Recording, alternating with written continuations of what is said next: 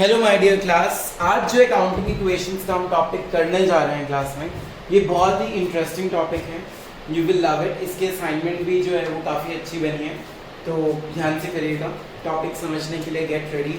Topic का नाम है प्रीपेड एक्सपेंसेस। पहला टॉपिक आज का प्रीपेड एक्सपेंसेस। जैसे नाम को ही आपको पता लग गया, प्रीपेड मतलब paid in advance.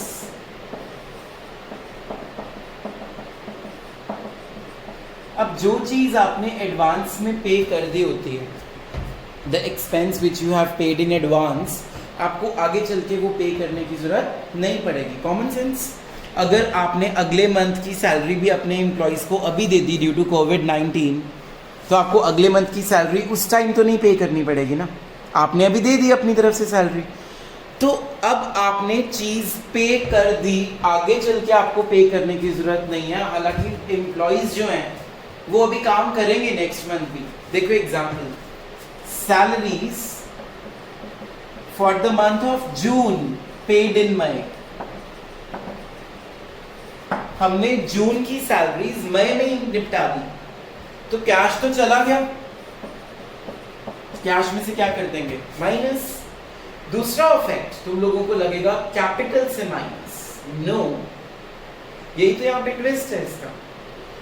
Accounting equation says और rule of accounting says that जो चीज आपने पहले पे कर दी, आगे चल के आपको पे नहीं करनी पड़ेगी। लेकिन एम्प्लॉयज तो आपको इसकी सर्विस देंगे ना। अभी एम्प्लॉयज तो काम करने आएंगे ना, तो आपको बेनिफिट मिलेगा ना। तो जिससे फ्यूचर में बेनिफिट मिलता है वो क्या होती है आपकी? Yes, it is an asset. That means prepaid salaries के नाम से कॉलम बनाएंगे। प्रीपेड सैलरीज के नाम से कॉलम बनेगा, किसमें? एसेट्स के अंदर। क्लियर? दोबारा से सुनो। अगर आपने अगले महीने का रेंट अभी पे कर दिया, अगले महीने की इंश्योरेंस अभी पे कर दी, क्या जा रहा है आपका? कैश। लेकिन जो आपने अगले महीने का अभी से पे कर दिया, आपको उसकी सर्विस मिलेगी ना अभी, तो जिससे हमें बेनिफिट मिलना बाकी है वो हमारी क्या होती है? एसेट होती है। तो एसेट्स में उसका क्या बनेगा? कॉलम बनेगा। एक और एग्जांपल लेते हैं अगले टॉपिक का ही, उसमें भी कुछ ऐसा सा ही है। Let's start. The name of the topic is outstanding expenses.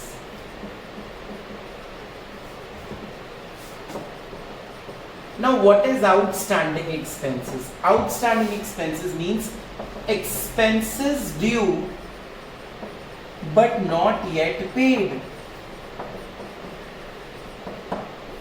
मई की सैलरीज ड्यू हो चुकी थी लेकिन आपने पे ही नहीं की। It is accrued. इसका दूसरा नाम क्या होगा? Accrued expenses. आपने पे नहीं की, करनी चाहिए थी। जो चीज अभी पे करी ही नहीं है वो आपकी लायबिलिटी बन गई। यस और no? Yes, it is a liability. तो जो आउटस्टैंडिंग एक्सपेंस है उसका कॉलम बनेगा, किसमें बनेगा? लायबिलिटीज में बनेगा। किसमें बनेगा कॉलम? लायबिलिटीज में बनेगा। सेकेंड इफेक्ट क्या होगा? कैश में से माइनस तो कर नहीं सकते क्योंकि अभी पे करा ही नहीं। सेकेंड इफेक्ट वही रहेगा जो हम एक्सपेंस का रखते हैं कि है तो एक्सपेंस ही हमारा, तो इसको हम कैपिटल में से क्या कर देंगे? डिडक्ट कर देंगे। ठीक है, कैपिटल में से क्या कर देंगे? इसको माइनस कर देंगे। Moving further to the third topic for today, outstanding expenses paid now. Pay कर दिए अब हमने, बाद में पे करे होंगे क्योंकि ड्यू तो पहले हो चुके हैं। तो कैश में से क्या हो जाएगा? माइनस। कैपिटल से माइनस, ये ऑलरेडी हो चुका है। तो आउटस्टैंडिंग एक्सपेंस का जो कॉलम बनाया होगा उस कॉलम में से भी क्या कर देंगे? इसको हम माइनस। मतलब हमारी लायबिलिटीज में जो कॉलम चल रहा है इसका, उसमें से भी इसको क्या कर देंगे? माइनस। जब आप प्रैक्टिकल करोगे इसका अकाउंटिंग इक्वेशन का, जब ये टर्म आएगी तो आपको ये समझ आ जाएगा ऑटोमेटिकली। जैसे क्रेडिटर को पे करा था वैसे ही इसको पे करेंगे। There is nothing new in that. Moving further, pre received income. इसका मतलब हुआ इनकम रिसीव्ड इन एडवांस। अब जैसे मान लो ऑनलाइन क्लासेस में या after online classes I will take the fees from you people. पूरे साल की फीस अगर मेरे पास आ जाएगी तो मुझे पढ़ाना तो पड़ेगा ना आप लोगों ने। फीस तो मैंने अर्न कर ली, इनकम तो मेरी हो गई एडवांस में, बट मुझे अभी इसकी सर्विस तुम्हें देनी है।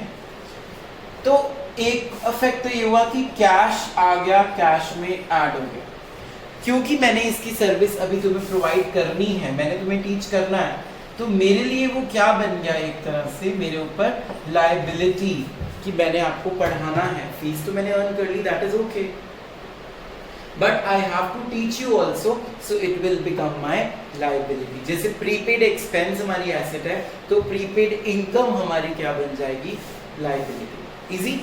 Moving towards next one is outstanding income. Outstanding income का मतलब क्या हुआ, income due but not yet received.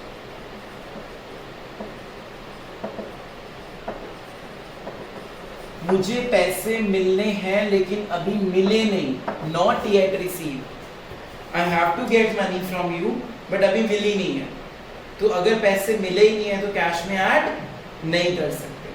पैसे मिलने हैं तुम लोग, तो जिससे भी पैसे मिलने हैं उसको हम क्या बोलते हैं, डेटर्स। डेटर्स हमारी क्या होती है, एसेट।